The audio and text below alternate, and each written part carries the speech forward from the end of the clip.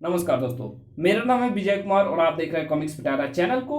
दोस्तों, हम लोग कॉमिक्स पढ़े थे लुटेरा भोकाल, जो कि महाबली भोकाल की कॉमिक्स है। इसका पहला पार्ट मैंने अपने चैनल पर अपलोड कर दिया है। पहले पार्ट में मैंने इस कॉमिक्स को 20 पेज तक कवर कर दिया था। अब इस पार्ट में इसकी आगे कहानी को शुरू करते हैं। परंतु मेरे होते उस दुष्ट का खजाना लूटने का उद्देश्य सफल नहीं हो सकता। मैं तुझे काट कर फेंक दूंगी। ओह, भूल जा कि तू मेरा कुछ बिगाड़ पाएगी। खजाना तो मैं तुझे लूटने नहीं दूंगी। भाग रही है, मैं जानता हूं तू किधर भाग रही है। ताले से त्रिशूल रूपी चाबी को बाहर निकालने, ताकि खजाना का द्वार फिर से बंद हो सके। मैं तुझे ऐसा नहीं करने दूंगा। आ निकल गई ना चीख। अब प्राण निकलेंगे। हाँ, प्राण तो निकलेंगे ही, लेकिन महारानी के नहीं, तेरे। श्वेता पर हुए आक्रमण से मुझे यह आभास हो गया था कि शीघ्र ही राज्य परिवार पर फिर से आक्रमण होने वाला है। इसलिए मैंने विशेष सावधानी और सतर्कता बरती थी, जिसका परिणाम यह है कि मैं सही समय पर यहां पहुंच गया। ओह, एक चूहा षष्ठ सर्पा नामक प्रलयंकारी शक्ति के प्राण लेने की बात कर रहा है, तो ये तो मैं कच्चा ही निगल जाऊंगा। ओह, षष्ठ सर्पा का ये मुख तो बड़ा और बड़ा होता जा रहा है मुझे निगल लेने के लिए। ओफ, गप। देखा कैसे निगल लिया तुझे। अरे, कुछ खलबली सी मच रही है मेरे बंद मुंह में। वो अंदर क्या कर रहा है? अंदर भोकाल अपने महागुरु का नाम ले रहा था। भोकाल। और जब जब भोकाल ने अपने महागुरु का नाम पुकारा है, तब तब उसके हर बंधनों की धज्जियां उड़ गई है। भचाक। देख कैसे निकल आया मैं। निकल आया तो क्या हुआ? चींटी की तरह मरने से कैसे बचेगा? ऐसे और ऐसे। महाबली भोकाल के वारों ने षष्ठ सर्पा महाबली भोकाल के वारों से षष्ठ सर्पा चीखा भी, तड़पा भी और तिलमिलाया भी। मैं तुझे छोड़ूंगा नहीं, और मैं तुझे खजाने को नहीं लूटने दूंगा। खजाना तो मैं लूट कर ही जाऊंगा, क्योंकि मैं ऐसा करने यहां अकेले नहीं आया हूं, अपनी पूरी सेना साथ लाया हूं। ओह नहीं, ये उसके शरीर से क्या निकल रहा है? मेरी सेना के सिपाही मेरे ही जैसे। अब रोक, किस किस को रोकेगा? ओह, षष्ठ सर्पा के सभी रूप भोकाल पर टूट पड़े। ओफ, मैं षष्ठ सर्पा को रोकने के लिए उसकी तरफ नहीं बढ़ सकता, क्योंकि मैं बुरी तरह फंसा हुआ हूं। खजाने को बचाने के लिए क्या करूं, समझ में नहीं आ रहा। भोकाल भोकाल की दुविधा को रानी मोहिनी ने खूब समझा।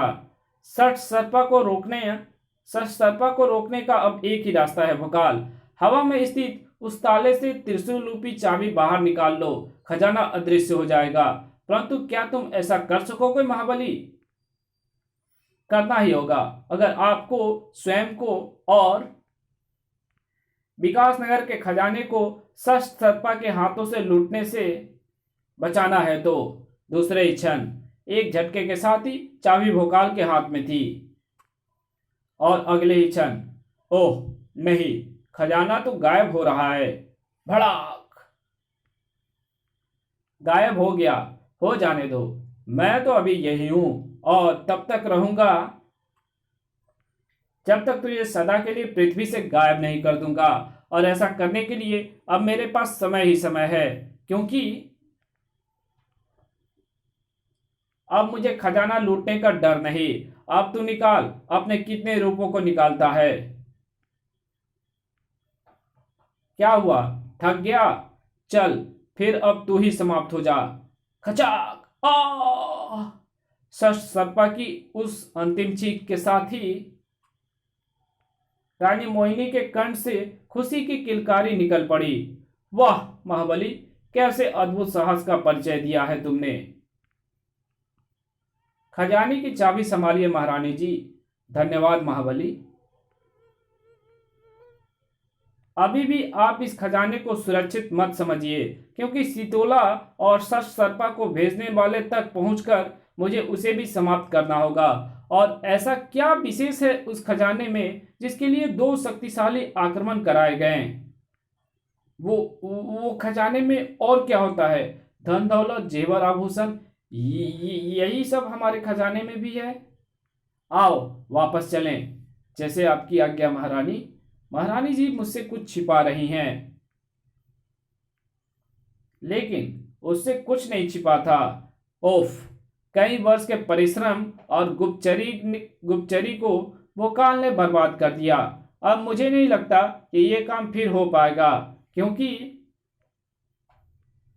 आज की रात यानी दिवाली की रात समाप्त होने को अग्रसर है। और एक बार ये रात समाप्त हो गई तो फिर मुझे 1 वर्ष और प्रतीक्षा करनी होगी। नहीं, मुझे वो खजाना आज ही चाहिए। और ऐसा कैसे होगा, ये मुझे शैतान देवी चुड़ैलिया बताएगी।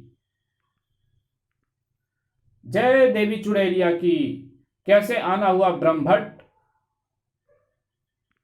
मुझे विकास नगर का खजाना चाहिए देवी, और उसे प्राप्त करने का मेरा हर प्रयत्न असफल हो चुका है। मैं तुम्हारी असफलता को भी जानती हूं और उसके कारण को भी। महाबली भोकाल है उस कारण का नाम। देवी, मुझे कोई उपाय बताओ जिससे मैं भोकाल के रहते भी विकास नगर का खजाना पाने की अपनी इच्छा को पूरा कर सकूं। एक ही उपाय है, महाबली भोकाल स्वयं तुम्हें वो खजाना ला कर दे। भोकाल स्वयं मुझे वो खजाना ला कर देगा? ये तो असंभव है। उस असंभव को तुम्हें संभव बनाना होगा, और ऐसा कैसे होगा ये मैं तुम्हें बताती हूँ। देवी चुड़ैलिया बताती रही और ब्रह्मभट्ट सुनता रहा। जल्दी। वाह देवी वाह, क्या उपाय बताया है आपने। मैं धन्य हुआ, मैं धन्य हुआ। अब मुझे जाने की आज्ञा दीजिए, क्योंकि रात्रि बहुत कम है और काम बहुत अधिक। भोकाल भी दिवाली की उस रात्रि का भरपूर आनंद उठा रहा था। पूजा हो गई। आइए अब आतिशबाजी का आनंद लेते हैं। ध्यान से सलोनी, कहीं अपना हाथ मत जला बैठना। मुझे तो ध्वनि करने वाले नहीं, रंग बिरंगी रोशनी करने वाले आतिशबाजियों में आनंद आता है, जैसे ये अनार। मुझे भी अपना कार्य करने के लिए ऐसे ही आतिशबाजी की आवश्यकता है। ऐसी आतिशबाजी से लोग डरकर दूर नहीं जाते, क्योंकि ये धमाका नहीं करते। लेकिन आज ये धमाका करेगी, और धमाका भी ऐसा कि किसी की भी समझ में नहीं आएगा कि क्या हो रहा है। वैसा ही हुआ। बड़ाक!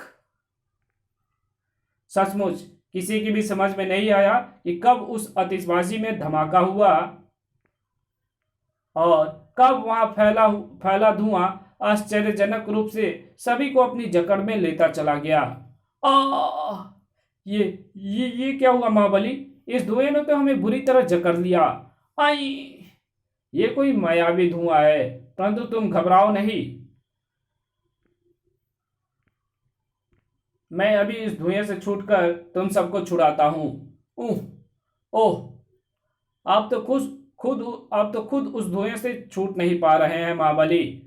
आपकी शक्ति उसके विरुद्ध कार्य नहीं कर रही। हाँ, अब तो मुझे बोलना होगा महागुरु भो। इसी के साथ ये कहानी यही खत्म करते हैं। इसके आगे कहानी पढ़ेंगे इसके पार्ट 3 में। तो मिलते हैं इसके पार्ट 3 में, तब तक के लिए बाय। अगर वीडियो अच्छी लगे तो वीडियो को लाइक कर देना। चैनल पे पहली बार आए हो तो चैनल को सब्सक्राइब कर देना। ओके, तो मिलते हैं इसके तीसरे पार्ट में, तब तक के लिए बाय।